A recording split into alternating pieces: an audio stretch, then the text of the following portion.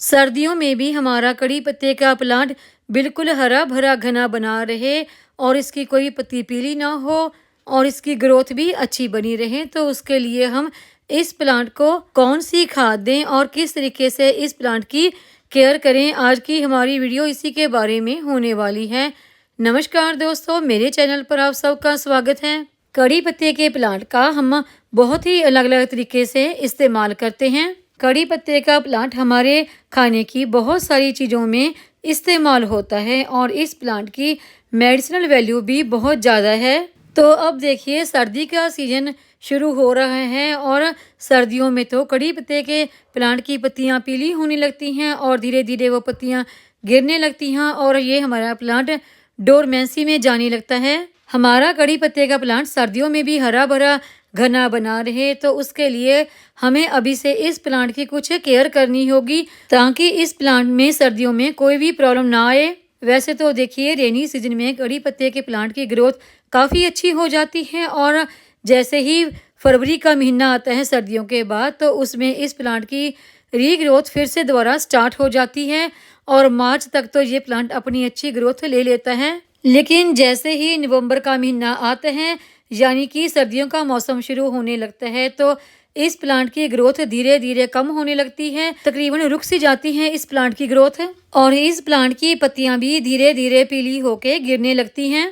हमने कड़ी पत्ते की प्लांट की देखभाल किस तरह से करनी है कि सर्दियों में भी इसकी ग्रोथ अच्छी बनी रहे और कौन सी इसमें खाद देनी है, तो आज की देखिए वीडियो में मैं आपको वही बताने वाली हूँ। कड़ी पत्ते के प्लांट की केयर का पहला टिप्स है, तो देखिए, सर्दियों में आप इस प्लांट को वहाँ पर रखें जहाँ पर कम से कम 2 से 3 घंटे की धूप तो जरूर ही आती हो और थोड़ा सा ना रात में किसी शेड वगैरह के नीचे रखें। अगर आपके गार्डन में कोई भी शेड वगैरह देखिए नहीं है, तो आप ना किसी कपड़े से इस प्लांट को ऊपर से रात को कवर कर दें ताकि ज़्यादा सर्दी का असर इस प्लांट पे ना हो। और कड़ी पत्ते के प्लांट की केयर का अगला टिप्स है, और सर्दी में ना आप इस प्लांट के गमले की मिट्टी के ऊपर थोड़ा सा मल्चिंग जरूर कर दें, उससे इस प्लांट को थोड़ी सी गर्माहट मिलेगी।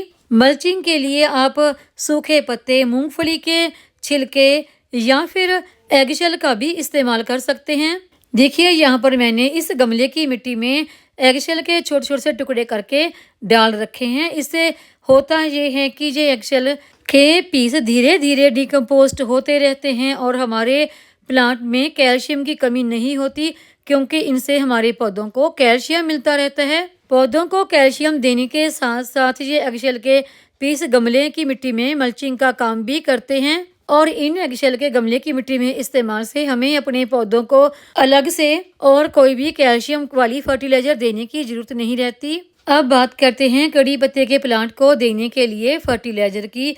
तो देखिए, इस प्लांट की पत्तियां हम खाने में इस्तेमाल करते हैं, तो इसलिए हमने कोई भी केमिकल वाली फर्टिलाइजर इस प्लांट को नहीं देनी है। और इस प्लांट की केयर का अगला टिप्स है, फर्टिलाइजर देने से पहले हम गमले की मिट्टी की अच्छी तरह से गुड़ाई कर लेंगे और कोई भी अनवांटेड सा घास फूस उग गया है तो उसे निकाल कर अच्छी तरह से गमले को क्लीन कर दें। और कड़ी पत्ते के प्लांट की केयर का अगला टिप्स है, अगर कड़ी पत्ते की प्लांट की कुछ पत्तियां सूख चुकी हैं या पीली हो चुकी हैं, ऐसी पत्तियों को और कुछ सूख चुकी ब्रांच है तो ऐसी ब्रांच को भी निकाल दें। गुड़ाई करने के बाद आप गमले की मिट्टी को ऊपर से निकाल दें। अगर मिट्टी को नहीं निकालना है तो मिट्टी को आप प्लांट की मेन स्टेम के आसपास इकट्ठी कर दें। मिट्टी को सारी को मेन स्टेम के आसपास इकट्ठी कर देंगे ताकि साइडों पर खाद देने के लिए इस तरह से गड्ढा सा बन जाए। कड़ी पत्ते के प्लांट की केयर का अगला टिप्स है, तो अभी देखिए, हम देंगे इस प्लांट को फर्टिलाइजर। तो उसके लिए मैंने ली है ये काऊ डंक, यानी कि गोबर के उपलों की खाद। ये खाद आपने पुरानी लेनी है, बिल्कुल नई गोबर के उपलों की खाद आपने नहीं लेनी है। खाद को हम गमले में चारों तरफ से घुमाते हुए डालेंगे और रूट से ना खाद को थोड़ा सा दूरी पे ही डालना है। खाद देने के बाद जो हमने साइडों पर मिट्टी इकट्ठी की थी, उस मिट्टी को खाद के ऊपर अच्छी तरह से फैला देंगे, यानी कि पूरी खाद को हमने मिट्टी से कवर कर देना है। अच्छा, खाद देने के बाद हमने इस प्लांट में करनी होती है वाटरिंग। तो देखिए, मेरे गमले की मिट्टी जो है ना वो गीली है।